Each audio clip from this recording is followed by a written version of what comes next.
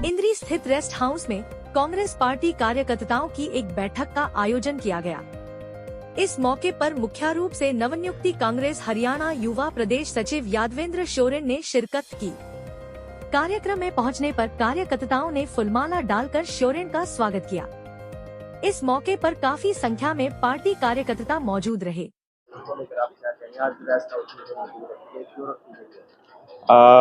मेहपाल जी, पहले तो मैं आपका बहुत बहुत धन्यवाद करना चाहूँगा, आप यहाँ पहुँचे। मैं अपनी पार्टी के शीर्ष नेता लीडरशिप श्रीमती सोनिया गांधी जी, राहुल गांधी जी, हमारे राष्ट्रीय अध्यक्ष मल्लिकार्जुन खड़गे जी, वी श्रीनिवासन जी, हमारे इंचार्ज यूथ कांग्रेस के श्री कृष्णाल वारू जी, हमारे प्रदेश अध्यक्ष देवांशु बुद्धि राजा जी और हमारे मेरे बहुत ही सीनियर लीडर जिनकी वजह से मैंने राजनीति शुरू की, मेरे बहुत ही अजीज और बड़े भाई माननीय सांसद देवेंद्र हुड्डा जी, चौधरी भूपेंद्र सिंह हुड्डा जी और मेरे बड़े भाई प्रदीप नरवाल जी, एआईसीसी सचिव और यूपी के सह प्रभारी, जिनकी वजह से आज मुझे जिम्मेवारी मिली है यूथ कांग्रेस के प्रदेश सचिव की। सभी से पहले तो मैं उनका सबका धन्यवाद करना चाहूँगा। और मैं यहाँ पर पहुँचे मेरे सभी मित्रगण, मेरे परिवार के लोग सारे, सभी का धन्यवाद करना चाहूँगा जो यहाँ पर मुझे आशीर्वाद देने के लिए पहुँचे हैं।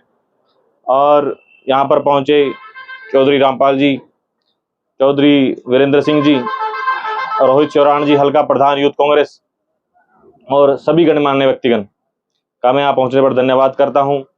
इन सब ने एक खुशी जाहिर की मेरे यूथ कांग्रेस के प्रदेश सचिव बनने पर, और सबके इकट्ठा होने का मकसद यही था कि वो मुझे अपना आशीर्वाद दें। और जो एक जिम्मेवारी मिली है मुझे यूथ के रूप में प्रदेश सचिव की, तो मेरा यही रहेगा कि मैं अधिक से अधिक युवाओं की आवाज़ उठा सकूं कि इस बीजेपी शासनकाल में 10 साल से सरकार चल रही है, ये बीजेपी की सेंटर में भी और स्टेट में भी, लेकिन सबसे अधिक हमारे युवाओं ने विदेश पलायन किया है इस 10 साल के दौरान। उसका कारण सबसे बड़ा है बेरोजगारी, नाउम्मीदी सरकार से। ये सरकार ये कहती है कि कांग्रेस ने 57 साल के अपने राज में क्या किया। कांग्रेस ने इस देश के युवा को शिक्षित करने का काम किया। कैसे? जो यूनिवर्सिटीज हैं इतनी पुरानी, जो कॉलेजेस हैं, सभी कांग्रेस के कार्यकाल में बने हैं।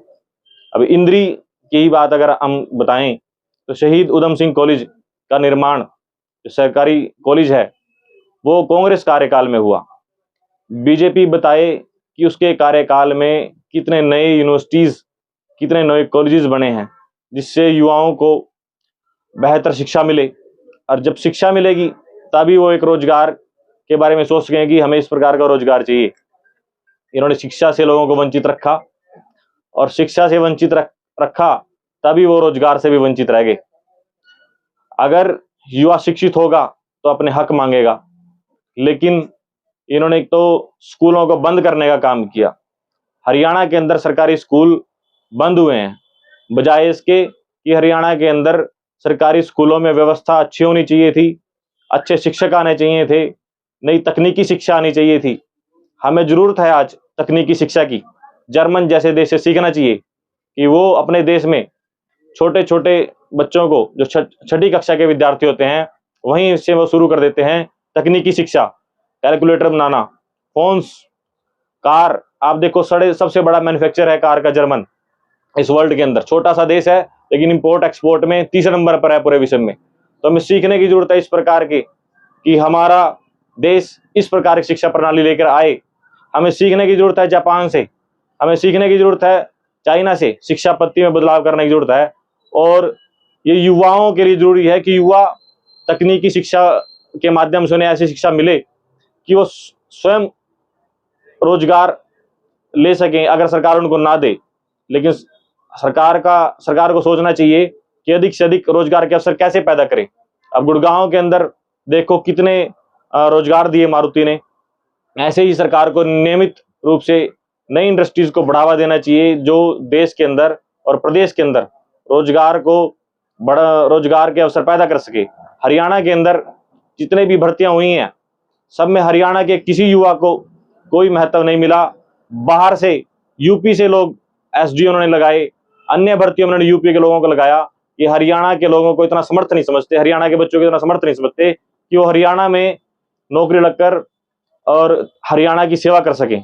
तो मेरा यही है कि मैं अधिक से अधिक युवाओं की आवाज को उठाऊं, रोजगार की बात सरकार के सामने रखूं कि अधिक से अधिक युवाओं को रोजगार मिले, ताकि युवा रोजगार प्राप्त करके अपने और अपने परिवार का भरण पोषण करें। और मैं अन्य इसके साथ साथ हल्के के भी जो भी समस्याएं होंगी वो सरकार के सामने उठाऊंगा, ताकि सरकार उन पर गौर करे। जैसे एक नाला गुजरता है, आप जानते हैं मेमपाल जी, धनोरा ड्रेन जिसे बोलते हैं, वो बहुत सारी बीमारियों का कारण बना हुआ है और उसको सरकार ने कोई ध्यान नहीं दिया उसके ऊपर। उसके कारण कैंसर की समस्या भी उस इलाके में बनी हुई है। काफी लोग पीड़ित हुए हैं उससे, क्योंकि उसका जो पानी है वो दूषित करता है हमारे जल स्तर को, और जल स्तर के कारण उसके आसपास के काफी लोग कैंसर से पीड़ित हैं।